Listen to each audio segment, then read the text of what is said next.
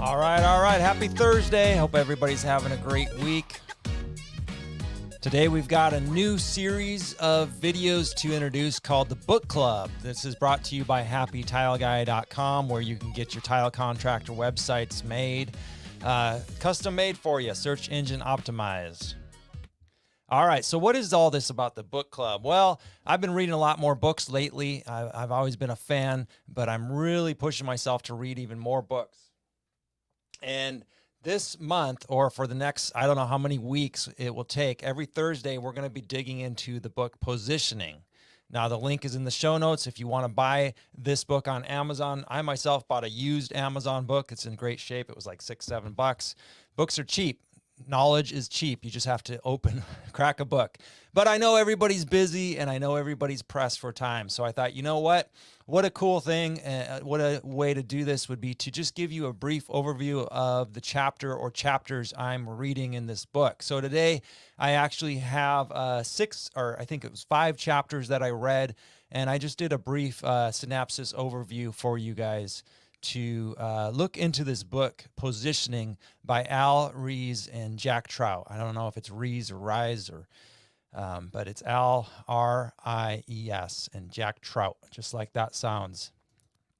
Well, let's jump into this. The first chapter, of course, is an overview for what positioning is all about. And this book was written in 2001. So keep that in mind as we're talking. These gentlemen have been in this marketing business since the 60s and 70s. So we talk a lot about some older companies in this book, but it's really a great way to look at kind of how things went down. It's good to have that historical record. And in chapter 1, they really go over how a lot of people are misunderstanding the role that communication plays in business today. And if they said that in 2001, you know, imagine how much more so it is today in 2022, because we live in an over-communicated society, which is something that they also said in this book. But can you imagine 2001? We didn't even have smartphones back then. Now in 2007, the smartphone came out and we are just bombarded with more and more ads and more information just being imprinted, and you know, people are trying to get our attention, right? And as a business owner, you're also trying to get their attention. So that is really the power of positioning. And even though we have so many ways to communicate, right? I mean, I feel like sometimes it's like text, messenger, you know, chats, PMs, DMs, and all the different social media things, groups, you know, mastermind groups, you know, all these different ways to communicate. And then all the traditional ones, we're still printing newspapers, everything, blah, blah, blah. So you might say that communication is just like, you know, incredible, but it's almost like very little communication is taking place in this day and age. It's a one-way communication. A lot of people just putting material at us and not really asking us to respond, which is one thing that when I was reading this the other day, I was really like, you know what, I need to ask my audience. And that's why I did create that, you know, that survey, because I wanted to hear from you. And over 200 of you filled that out in less than 12 hours. So thank you very much. If you didn't fill it out, you can look at the link in the show notes here to find the link. And it will help us communicate together, you know, back and forth, because everybody's lobbying for your attention and everybody's lobbying for your client's attention. Some of you more than others. Some of you are in very noisy markets with a lot of tile installers. So you got to compete with these brands, and also just more noise just everywhere, more than ever.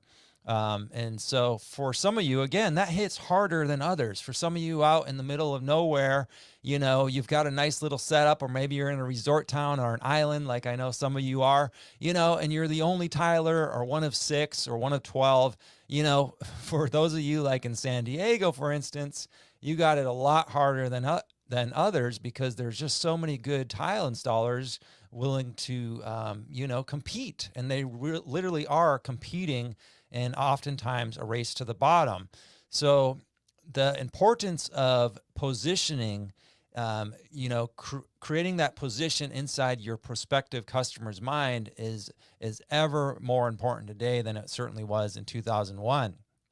When you think about the position of your company, yes, you should take into consideration your strengths and weaknesses, but also your competitors' strengths and weaknesses, because you need to know where you sit in the marketplace. Specifically, we're talking about positioning inside your potential, clients' minds, and this positioning, when done right, it will, lead to more clients that you actually want to attract. It will can lead to you being able to increase the price of your installations far beyond the marketplace.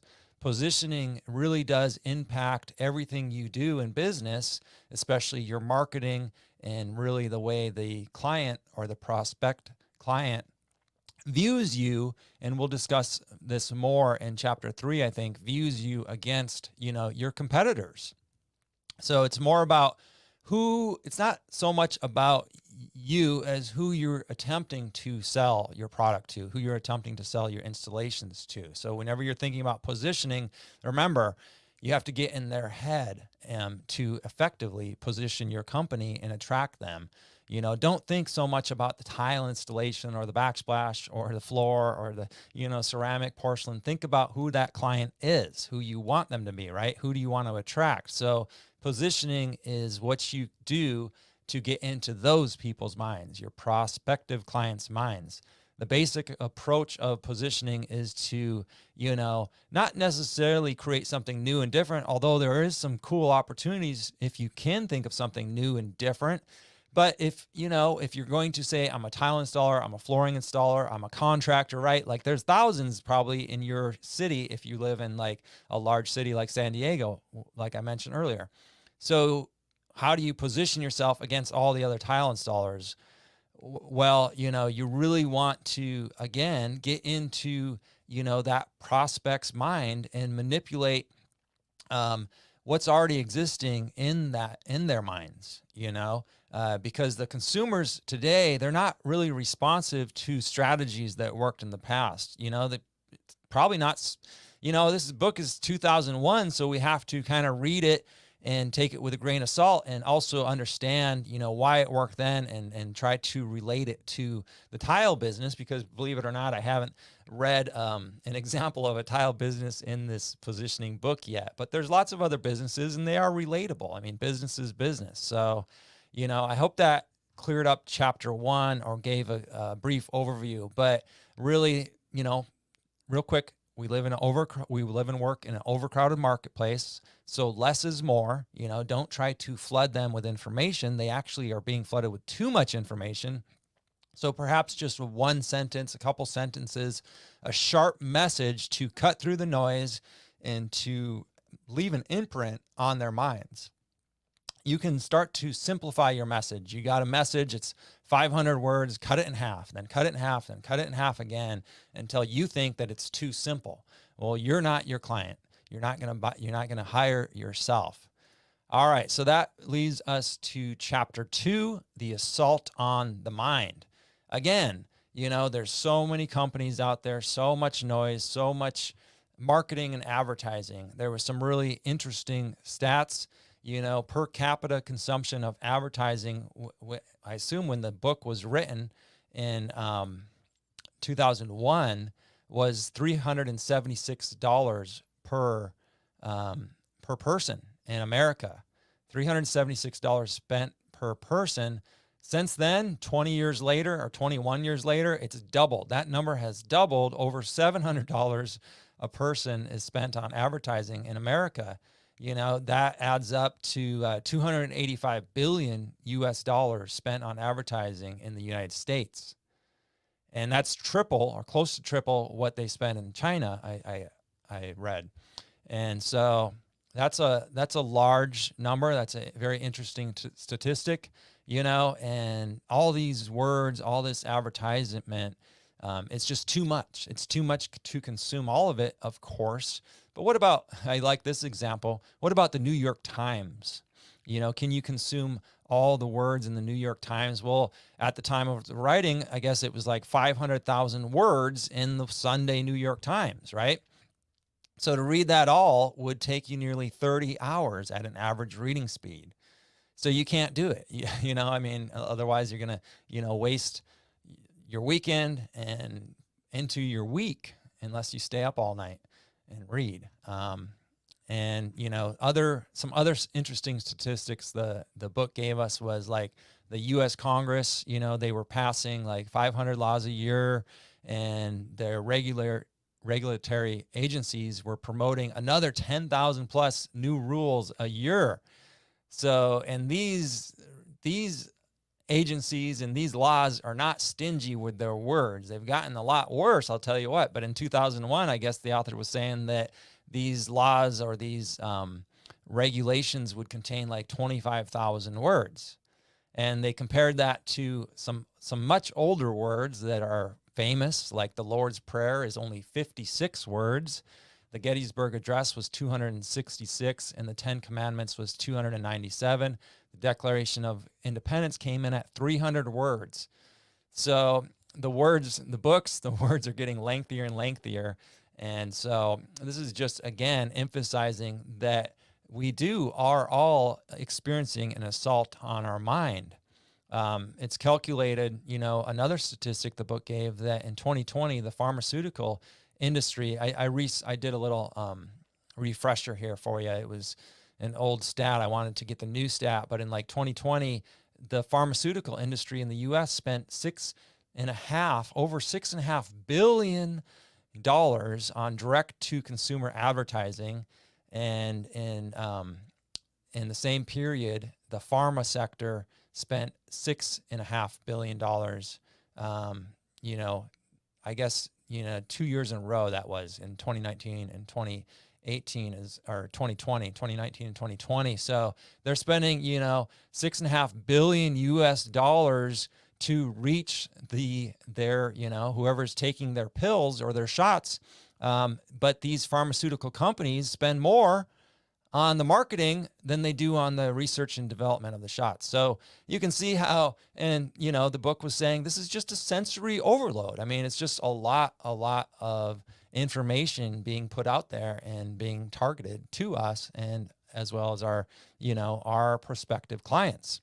And ironically, the book said the effectiveness of advertising has went way down compared to like the 70s and the 60s and so on, but the advertising is even more. So it goes down. So what do? They just spend more money and just pump out more ads.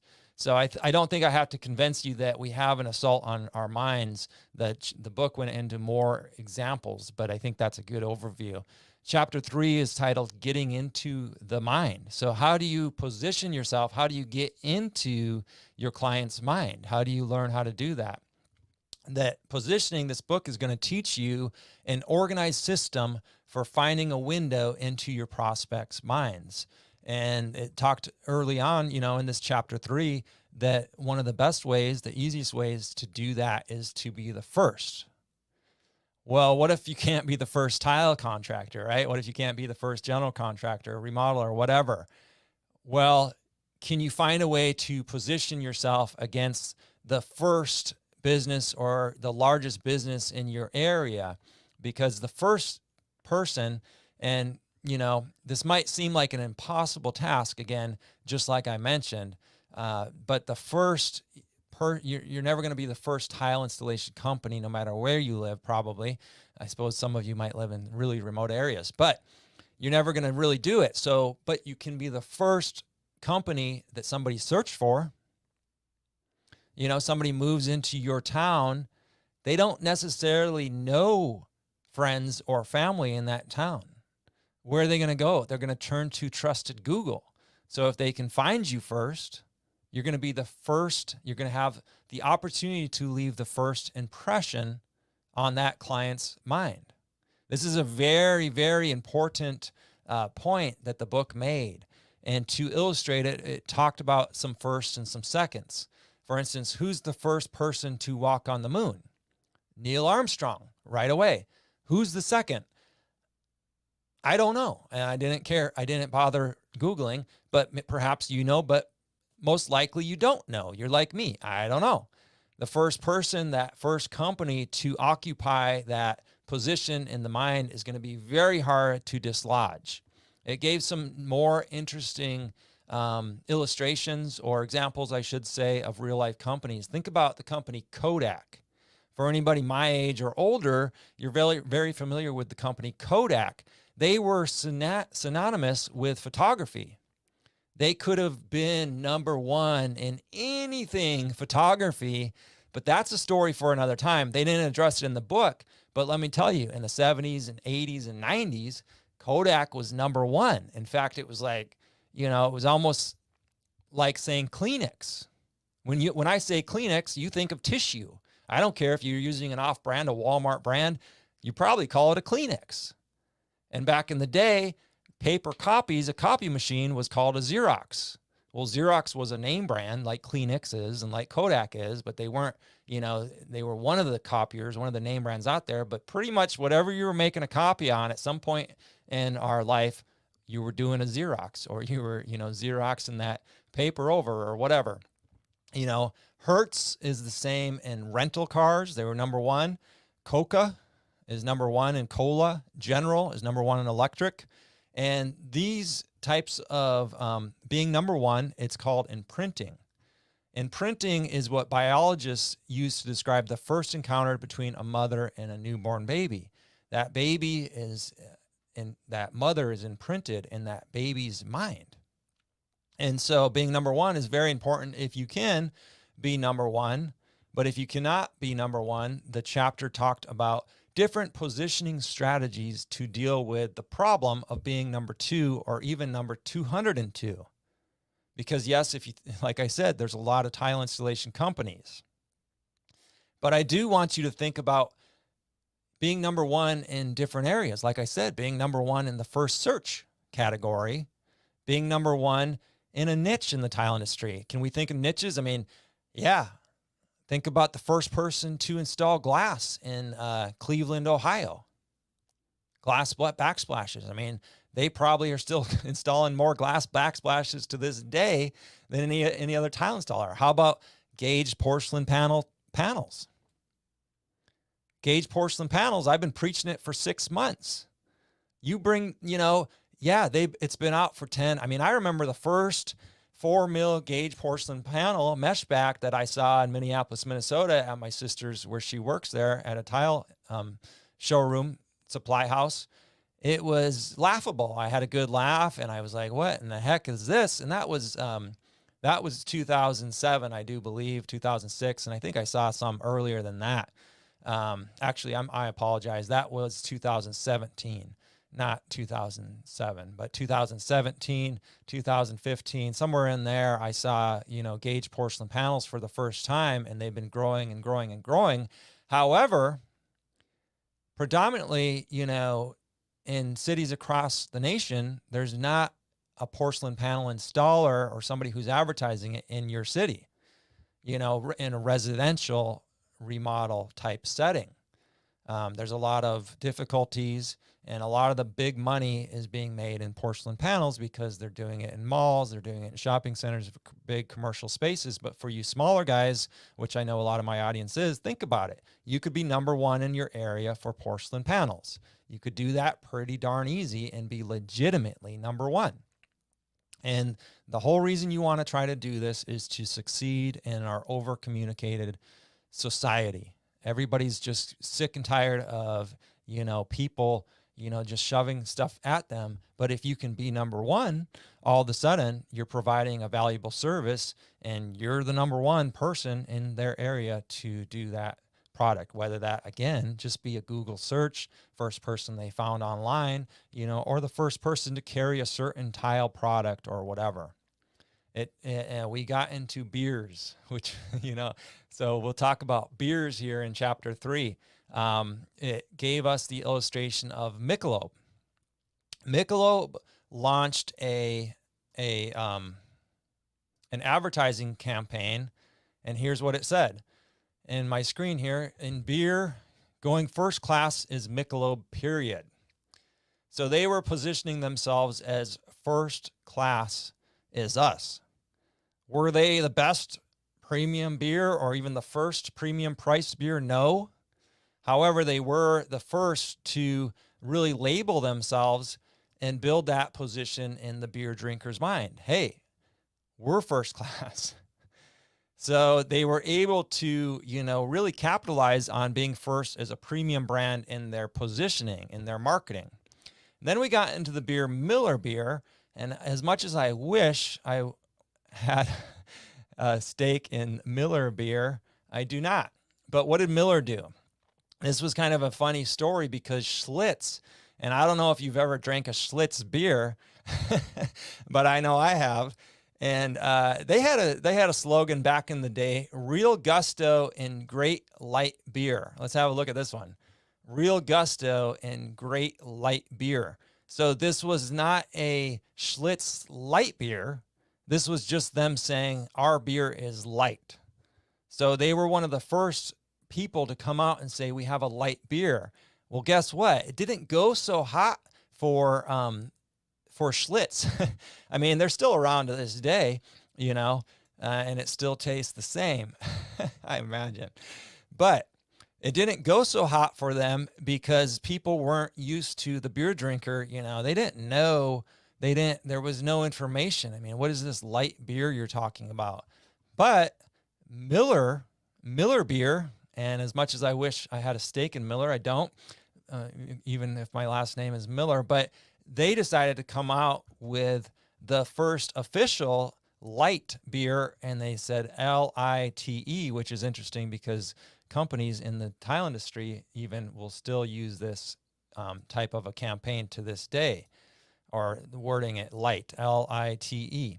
And here's their advertisement. Can you find the bottle of Miller Lite in this picture? By the way, it tastes great. All right. So what did they do? They saw what Schlitz was doing, and they thought, it's interesting. And they went to their drawing board, and they probably had better marketers who said, let's come out with the official first light beer, and technically that's what they did. Other beers followed them. Of course, now every beer company has a light beer, an official light beer, including Schlitz. The light beer came out with a light beer after Miller came out with Miller Lite.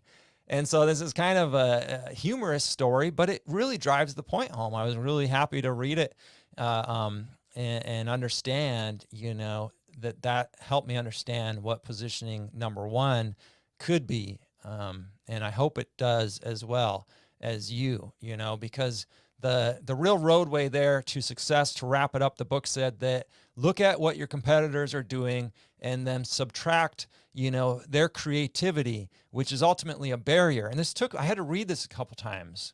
Look at what your competitors are doing and subtract their creativity, which is ultimately a barrier to the message. What does he mean by this? Well, simplify and purify your message in order to get into, your prospect's mind. That is what he meant. Don't overcomplicate it with creativity, yada, yada, yada. All right, let's take a quick commercial break. I did want to mention that this October, I'll be attending a 3-day business conference in Texas, in Houston. If you are interested in attending with me, I'm not putting this event on. It's something I'm paying to go to. It's not a lot of money. It's $500, and of course the hotel stay, and of course I got to get my butt there. But it's a 3-day conference with some really incredible people that I've been listening to for a long time. It's something that I was doing before I started the TileMoney podcast, and I've always, this opportunity, it's one of those things. It's just like, what? Just saw it one day, and I was like, hey, I know those people. I've been a long-time fan. Let me go to this 3-day conference, and they're going to teach me ways to put systems into my business. And they don't teach podcasters. They actually teach people like my audience, which is home service contractors and such. And so if you want to find out more about that, text the word October to 844-446-7623, and I will simply text you and invite you to a webinar I'm doing next Wednesday. All right. Now we're going to move on to chapter 4, which has an interesting title, Those Little Ladders in Your Head. So in this chapter, they mention that our minds are going to reject information that doesn't compute. Our minds accept information that matches our current state of mind. So again, understanding that this is the way the mind works, that you and I, we see what we expect to see. So this will, again, understanding this will help us to position ourselves better to our potential, customers, our prospects. So you see what you expect to see. And the book gave several good examples of this. Perhaps the most strongest example, in my opinion, was, people who subscribe to either the right or the left end of politics, wherever you might be, one side or the other.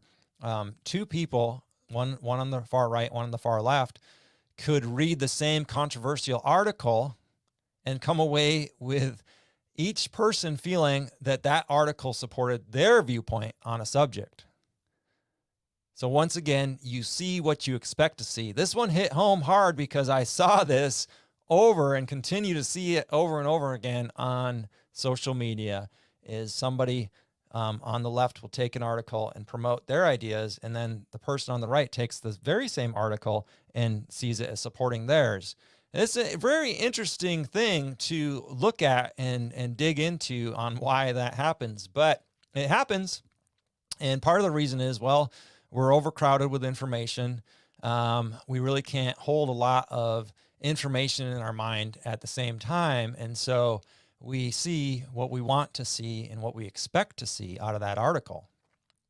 And so be careful not to give your prospective clients, with your marketing, with your positioning, too much information. We already know that the mind really has a good memory up to 7 units. 7's very popular in a number for lists of 7.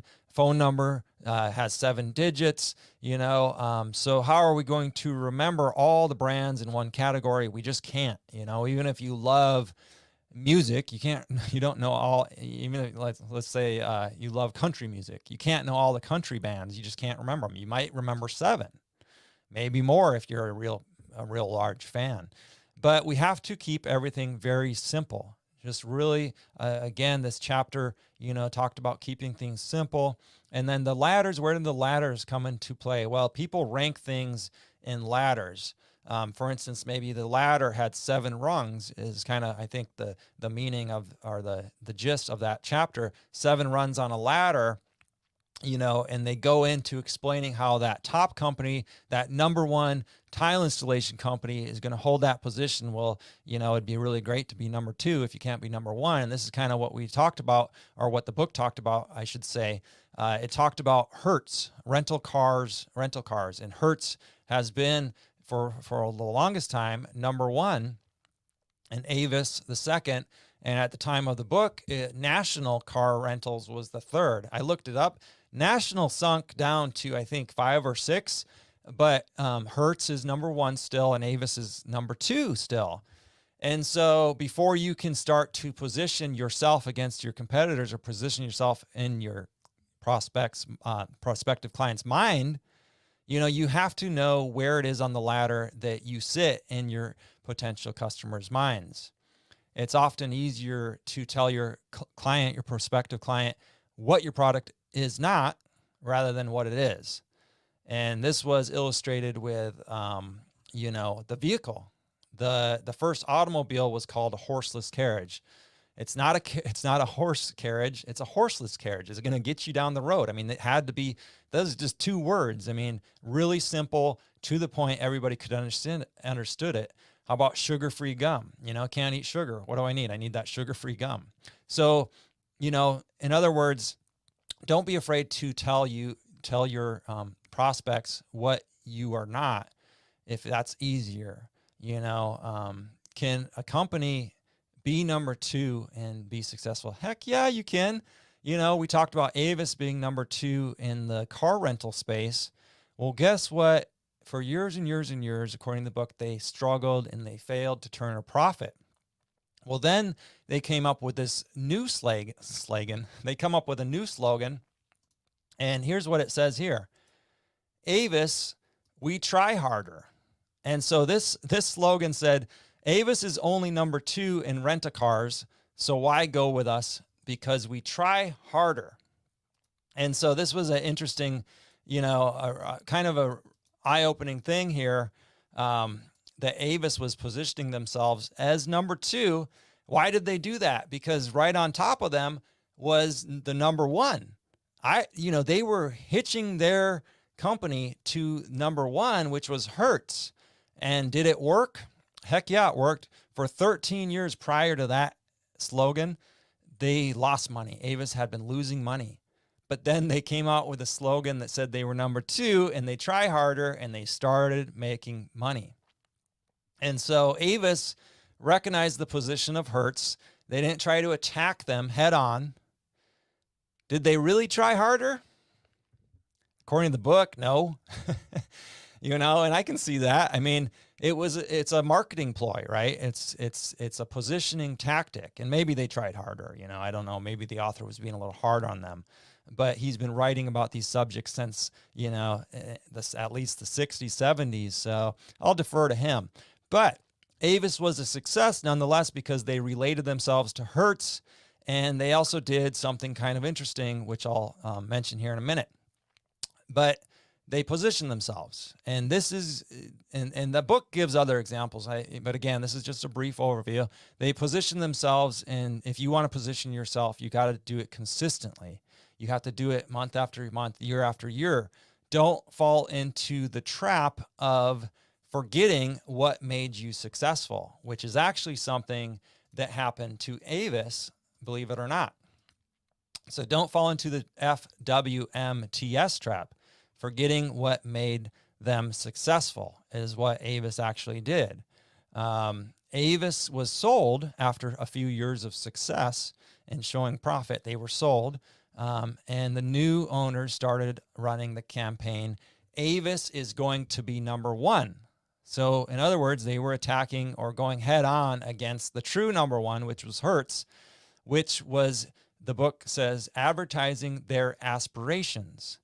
And that is the wrong psychology and the wrong strategy if you want to position yourself correctly. Their old slogan worked well, and there are several reasons it did. Avis, like I said, is still number 2, so maybe that slogan didn't kill them, but it certainly might not have helped them. Their old slogan, we're number 2 and we try harder, was a success for 2 reasons, the book says. Number 1, they related themselves to the number 1 rental company, which I already mentioned. And number 2, frankly, people love a good underdog story. I mean, if you don't have a team going into the Super Bowl, you are going to root for the underdog. Pretty much guaranteed. Maybe not you, but most people. All right, chapter number 5, summary. You can't get there from here. All right, so this started out with kind of an interesting story that I'll just read because I can't do it any better than reading it. And it goes like this. A traveler asked a farmer for directions to the town. The farmer replied, well, what you want to do is go down the road for a mile, turn left at the fork. No, that won't work. What you want to do is you turn around and drive that way, back the way you came for half a mile till you hit a stop sign. Then turn right. And the farmer continued, no, that won't work either. Then the farmer had a long pause, looked at the confused traveler and said, you know what, son? You can't get there from here. You can't get there from here. And this was a story that had me scratching my head for a while, but let's see if we can't make some sense of it together. The book goes on to say that this is the fate of many people and businesses today. They just find themselves in a position where they can't get there from here. So, like Avis, the book says they're never going to be number 1. They can wish upon a star, and they can even state it like they said, but it doesn't make it happen. Neither will all the advertising money they can spend. Your company and that any company can have a really good product, have really great people behind the company, great marketing. However, you will still fail miserably if you happen to be in a position where you can't get there from here. And one story to illustrate this, which helped me understand what the author was, the point he was making was the company RCA. The company RCA, which for years and years made televisions, probably still does, I suppose. Well, they wanted to get into the computer industry in the 70s, and they failed. They failed miserably. They spent a lot of money. The book goes into details I won't go into, but they spent a lot of money, and they were attempting to get in the computer industry. The authors of this book said they came out with an article, like a newspaper article or a tech journal article in 1970 that talked about why RCA wasn't going to succeed. And of course, if RCA saw it, that probably just made them go further. But they didn't succeed. Why? Because they were going up against IBM, which at the time was just this monster in the computer world. And they frankly spent too much money and too much time trying to go against IBM head on. How can you compete against IBM? Well, not head on. I mean, they had 70% of the computer business at the time. So how would you go against them? Well, be like Avis, the book says. Number one, recognize them. Number two, don't try to be them. The old saying, and I've heard it recently, it's not so old, I suppose, as people are still saying it. Fight fire with fire is what they say. The book says, that doesn't quite make sense because you fight fire with water. So in other words, don't compete head on and spend all your marketing money trying to compete against the person who has 70% of the market share. What was RCA really good at? In 1969, RCA was a leader in communications. So maybe they made phones. I don't know. TVs, form of communication. I think they did make phones, maybe some other communication type products. But the book says that they were a leader in communications. So the book was saying, the authors were saying that they could have and should have capitalized on their communication fact and said, hey, we have the first personal computer that is strictly for communicating, and made it kind of simple, like, simple is clear and simple is number one, right? So now if they did that, perhaps they would have lost business by just focusing on one subset of a product. But what they would have gained is, they would have established their position in the computer industry and then set themselves up for future successes in that industry. Again, establish your position. You can't be number one. What are you really good at? Because you don't want to fail. However, what's worse than failure, the book said, and I agree with this, what's worse than failure is years and years and years of mediocre success. So while you don't want to fail, you don't want to just be kind of mediocre at what you're doing. And they go into this deeper. Of course, we just touched on 5 chapters. There's a lot of small chapters. That's why I took 5 today. And I did go a little long-winded, so next time I'll probably stick to 2 chapters or maybe even 1 at a time. I was hoping this would be a 15-minute segment. Other than that, let me know in the comments how you liked it. Let me know. Let's talk about positioning. Let's talk about the book. And I hope you're having a good week, Tile friends. And of course, get the book if you want it. It's in the show notes here, wherever you're listening or watching this episode, this bonus episode, this segment of Tile Money. This is going to come out on Thursdays. It's called The Book Club. My intention is to come out with it every single Thursday. All right, Tile friends. All right. I'll leave you with that. I hope you're having a great week. Remember, if you want to get a website, go to happytileguy.com. If you want to join me and my wife for a business seminar, 3-day business seminar, text October to 844-446-7623.